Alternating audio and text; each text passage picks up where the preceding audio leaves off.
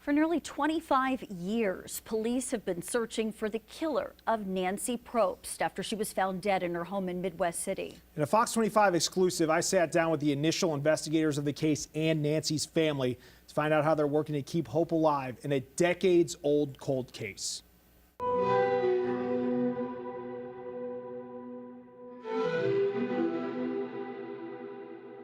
To me, it's just a sad case. It's been around for almost 25 years now, and we're very close, I feel, as an agency, but there's just been no resolve to it for the family. For former Midwest City Police Chief Sid Porter and retired Midwest City Police Captain Jerry Kennedy, the investigation into the death of Nancy Probst still weighs on their minds almost 25 years later. Jerry and I took it personal. Our whole career, I kept this case close. November comes around, and I remember it. I can remember arriving at the crime scene like it was yesterday. And I just will never forget it when I saw that little girl. Walking us through the details of an arrest affidavit from 2001, Porter and Kennedy described some of the irregularities they say they see with the case. The house is completely secure. She was made to look like she was sexually assaulted, and the medical examiner said she wasn't. It was made to look like she was tied up with KOKH cable taken from the living room, but she wasn't. It was draped around her to look like it. There was nothing missing from the house. So there was just no motive. The ripple effect from the night still haunting the entire family, including Nancy's daughter Lelia, who can only learn about her mother from her family and the stories they share. This is Nancy's daughter Lelia. She was 9.5 months. After 25 years, the picture's getting faded. Nancy's mother, Alberta Hemley, an 85-year-old bus driver from Johnson, Kansas, still visits her daughter's grave 2 to 3 times a year. My dear Nancy is...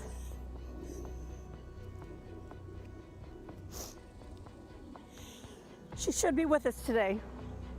She can vividly recall the night police pulled up to her door with the news. He said, Nancy's been shot to death. I said, what? What'd you say? And he was crying, and I was in such shock I couldn't cry. After 25 years, Alberta remains optimistic justice will be served. I'm never going to give up on hoping that something will come up from this. So I'm hoping and praying that all the news that we can get out there in Oklahoma City area, I hope it will help. A commitment to her daughter, to her family, and to her hope as a way the entire family can keep Nancy's spirit alive. I know that she would want me to keep on looking for answers to this. I just want to see this case solved so bad, you know? The case now seemingly run cold. No new evidence filed in years, DNA testing bringing no new leads. Porter and Kennedy say really only one thing can help close this case. Someone's going to have to come forth and say something. You know, we have all the evidence from the crime scene. We have everything. We know where it happened at. We know who we've investigated. We have a lot of things that pinpoint, but it'd be nice to have someone that can come and sit on a stand in front of a jury and tell them something that we don't know.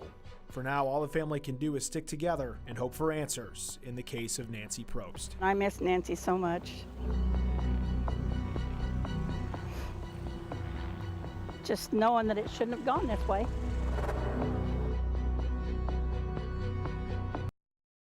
And at one point, there was an arrest made in this case. The district attorney's office at the time dropped the charges. So we made the call to the current district attorney to ask what it would take to get this case back into court and give the family a chance at justice and closure. On August 1st, the district attorney's office agreed to sit down with us and review the case. But despite numerous attempts to make arrangements, we haven't heard back from the DA's office since September 5th.